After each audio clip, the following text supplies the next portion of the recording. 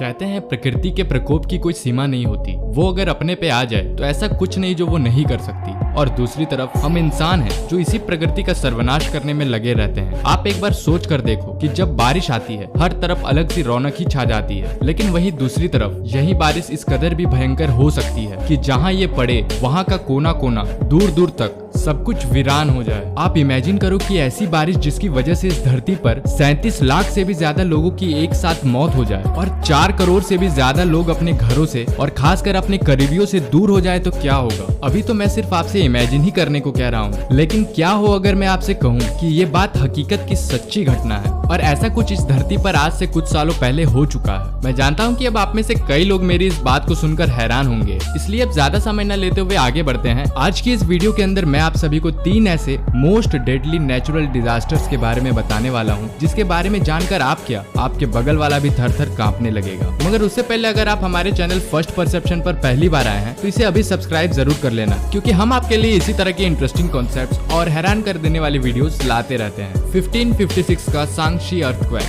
सन 1556 का सांगशी भूकंप, जिसे जियाजिंग भूकंप के नाम से भी जाना जाता है। मिंग राजवंश के दौरान ये भूकंप चीन के सांगशी प्रांत के अंदर बहुत ही खूंखार तरीके से आया था। बता दें कि ये भूकंप 23 जनवरी 1556 को आया था और इसे इतिहास के अब तक के सबसे घातक भूकंपों में से एक माना जाता है। इस भूकंप की रफ्तार रिक्टर पैमाने पर अगर जानी जाए तो ये लगभग 8.0 थी, जिसका केंद्र हुआक्सियान के आसपास का माना जाता है। उस वक्त पर इसके झटके कोई छोटे मोटे एरिया में नहीं बल्कि लंबे चौड़े एरिया के अंदर महसूस किए गए, जिससे कई कस्बे और शहरों पर काफी बड़ा इम्पैक्ट पड़ा था। बता दें कि इस भूकंप का जो प्रभाव था वो बेहद विनाशकारी था। इसने कई बिल्डिंग्स और इंफ्रास्ट्रक्चर्स को तहस नहस कर डाला था। इस भूकंप के क्षेत्र के अंदर मौजूद सभी बस्तियां और कस्बे कुछ ही घंटों के अंदर मलबे में तब्दील हो गई थी और इस भूकंप के कारण इस एरिया में रहने वाले 70% लोगों ने अपनी जान गंवा दी थी। 1556 की सांगशी भूकंप के जो नतीजे सामने आए थे वो बहुत ही भारी भरकम और बहुत ही ज्यादा नुकसान पहुंचाने वाले थे। इसके अंदर मरने वालों की संख्या की अगर बात की जाए तो ये करीब 8,30,000 से लेकर 20 लाख लोगों के बीच होने का आइडिया लगाया जाता है और इसी कारण इसे इतिहास में हुआ सबसे खतरनाक भूकंप कहा जाता है। इस भूकंप में अनगिनत लोग बेघर हो गए थे और उस जगह की लोकल इकोनॉमी और लोगों की रोजी रोटी तक को गहरा नुकसान पहुंचा था। और सिर्फ इतना ही नहीं, ये भूकंप इतना ज्यादा भयंकर था कि इससे उस जगह पर जितनी भी सांस्कृतिक और ऐतिहासिक चीजें थी वो सभी तबाह हो गई थी। साल 1931 की यांगसे रिवर फ्लड,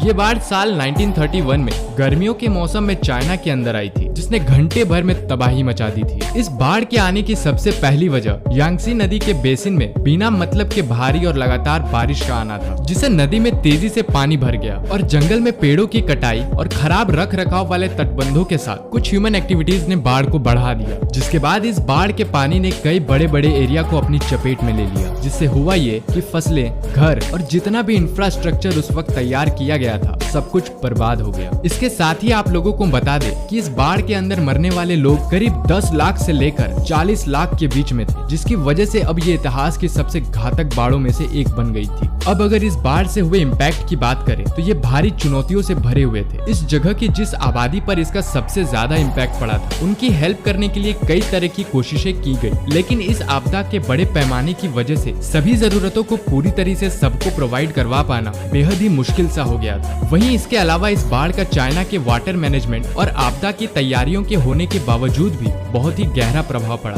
जिसकी वजह से आज की डेट में इन फ्यूचर बाढ़ के खतरों को कम करने के लिए यांगजी नदी के किनारे बहुत ही मजबूत तटबंधों और बांधों को बनाया जा चुका है, जिससे कि उस एरिया में अगर फिर कभी ऐसा कुछ होता है तो उसको वक्त रहते कंट्रोल किया जा सके और पिछली बार की तरह तबाही फिर दोबारा ना हो, इस बात का भी खास ध्यान रखा जा सके। 2004 की इंडियन ओशन सुनामी अब तक का सबसे डेडली नेचुरल डिजास्टर साल 2004 में आई हिंद महासागर की सुनामी थी, जो कि एक भयंकर और विनाशकारी प्राकृतिक आपदा थी और जिसके आने की वजह समुद्र के अंदर आया एक बड़ा भूकंप था। बता दें कि 26 दिसंबर 2004 को आने वाले इस भूकंप का केंद्र इंडोनेशिया के सुमात्रा के पश्चिमी तट पर था। भूकंप की रफ्तार 9.1 से 9.3 की मापी गई थी, जिसे अब तक दर्ज किए गए सबसे शक्तिशाली भूकंपों में से एक बन गया था और इसी वजह से ये सुनामी भी अब तक की सबसे खौफनाक सुनामियों में से एक बन गई थी। बता दे कि 2,30,000 से भी ज्यादा लोगों ने इस सुनामी में अपनी जान गंवा दी थी। 2004 की इस हिंद महासागर की सुनामी के बाद उस वक्त पर दुनिया भर से जबरदस्त रिस्पांस मिलने शुरू हो गए थे। कई अलग अलग देशों, अंतर्राष्ट्रीय संगठनों और कई एनजीओ ने जहां जहां इस सुनामी का इम्पैक्ट पड़ा था वहां खूब इमरजेंसी मदद प्रोवाइड की और साथ ही मेडिकल फैसिलिटीज भी प्रोवाइड करने के लिए अपना पूरा सहयोग किया। इस आपदा की वजह से दुनिया भर में सुनामी को लेकर कई तरह के अलर्ट सिस्टम्स और इस तरह की आपदा को लेकर तैयारियों में काफी सुधार होना शुरू हो गया, जिससे समुद्र तट के आसपास रहने वाले लोगों को फिर कभी इस तरह के नुकसान का सामना ना करना पड़े। क्या आपने कभी बाढ़ का सामना किया है? हमें कमेंट कर जरूर बताएं। साथ ही अगर जानकारी पसंद आई हो तो वीडियो को लाइक कर चैनल को सब्सक्राइब करें और हमें सपोर्ट करें ताकि हम आपके लिए और भी अच्छा कंटेंट बना